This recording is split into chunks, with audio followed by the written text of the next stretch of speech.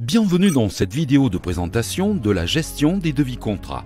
Progiclean inclut un module pour la gestion des devis travaux exceptionnels TE et des devis contrats. Nous allons voir ici la gestion du flux devis pour un contrat de prestation.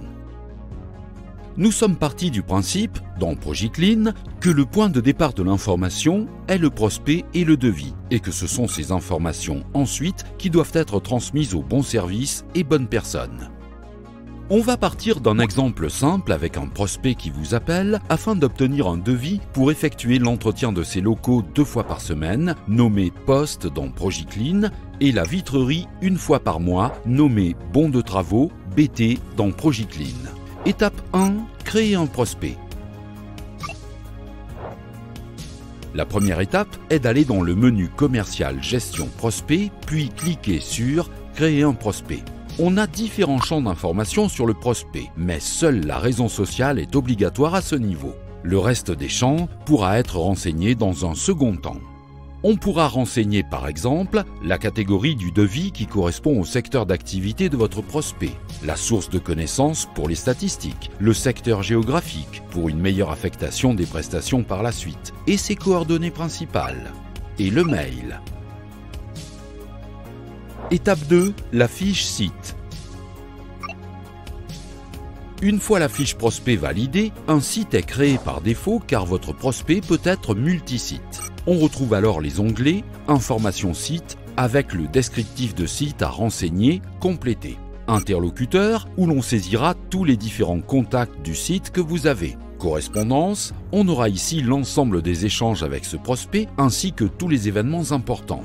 Pièce jointe, on pourra scanner et ajouter les documents à cet endroit. Fréquence de contrôle, pour saisir les fréquences de visite et de contrôle du site. Contrôle qualité, pour affecter dès le devis le type de contrôle qualité qui sera effectué. Budget, on pourra saisir ici les budgets dans le cadre de ce devis. Main-d'œuvre, matériel et consommables, sous-traitance, etc. Étape 3. Créer son devis contrat. En allant sur l'onglet Devis, j'ai 2 types de devis possibles. Devis TE, travaux exceptionnels pour les prestations uniques et ou ponctuelles. Devis contrat, qui est celui que l'on va réaliser. J'arrive donc sur la page de création de mon devis. La zone numéro de devis est grisée car la numérotation sera automatique selon mon paramétrage. Je commence par choisir la catégorie de devis. On peut créer dans Progiclean autant de catégories devis que l'on souhaite et y associer un modèle par défaut de devis sur lequel vous avez la main pour le paramétrer. Je peux renseigner les dates, le commercial et la date de réponse souhaitée. Puis, je clique sur Enregistrer. J'ai maintenant un numéro de devis et 2 nouveaux blocs apparaissent en bas de page. Cahier des charges et Coût des prestations. Étape 4. Définir la prestation et saisir le cahier des charges. Lorsqu'il s'agit d'un poste, on va commencer par saisir la première prestation d'entretien des locaux avec 2 passages par semaine. Je clique sur « Ajouter une prestation ». La saisie se passe en 3 étapes. Prestation, passage, cahier des charges. Je choisis ma prestation avec la possibilité de définir différentes récurrences et fréquences. J'ajoute donc 2 passages par semaine pour une durée hebdomadaire de 4 heures. Je peux définir les jours de passage avec la durée et les horaires prévisionnels de passage. Pour cela, je clique sur « Étape suivante » et je les saisis. Exemple, 17h-19h, mardi et jeudi. Il faut bien cliquer sur le plus pour que les jours s'ajoutent au tableau. Derrière, je vais pouvoir définir le cahier des charges, CDC précis afin de pouvoir générer derrière les fiches de poste. Pour faciliter la création du cahier des charges, j'aurai créé en amont des tâches et groupes de tâches associés à ma prestation, en partant du principe que très souvent, je fais les mêmes tâches sur un type de site. Je vais prendre le groupe de tâches Bureau et l'ajouter. Une fois ajouté, je peux, à la tâche, définir la zone, sous-zone et fréquence. Je peux également ajouter des commentaires. Si je ne veux pas passer par ce cahier des charges, j'ai la possibilité de saisir un cahier des charges libre. Pour finir, je clique sur « Enregistrer ».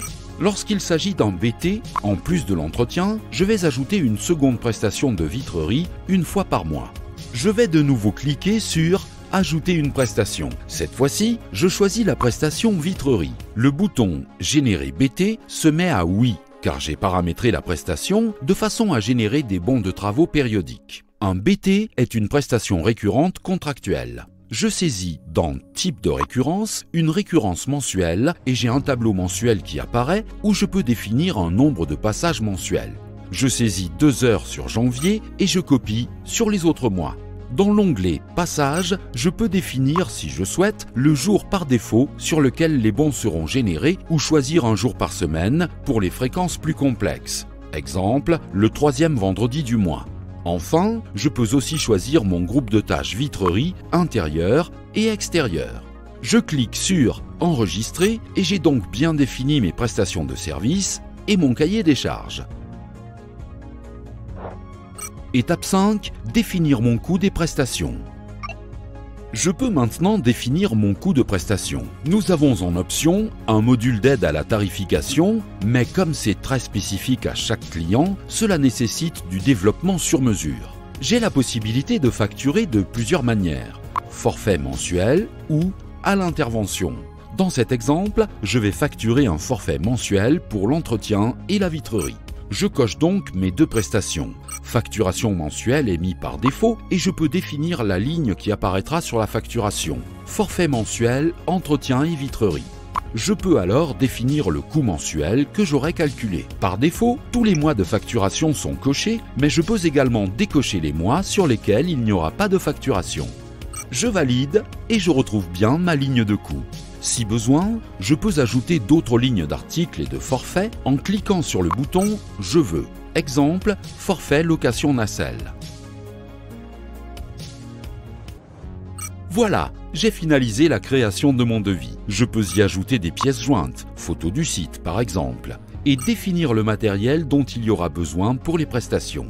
Je peux maintenant l'imprimer selon le modèle que j'aurai paramétré en amont qui se mettra par défaut. Je retrouve bien toutes les informations relatives à mon devis dans le document et les lignes de coût. D'ici, je peux directement envoyer le devis par mail. Par défaut, je retrouve déjà le texte pré-rempli et le mail du prospect. Étape 6. Validation du devis. On retrouve tous les devis dans le menu « Gestion des devis ». Je peux à partir d'ici l'imprimer, le dupliquer, le renvoyer par mail et aussi le passer directement en contrat si le prospect accepte l'offre en cliquant sur le bouton. J'ai une fenêtre qui apparaît pour me demander de confirmer. Je valide et le prospect est devenu client et le devis un contrat. Je retrouve bien un numéro de contrat, le numéro de devis origine pour la traçabilité, le poste de travail à affecter et les bons de travaux avec mon plan de facturation déjà généré. L'exploitation et le RH peuvent prendre le relais pour la suite avec toutes les informations nécessaires. Cette vidéo est maintenant terminée. Nous vous remercions pour votre attention.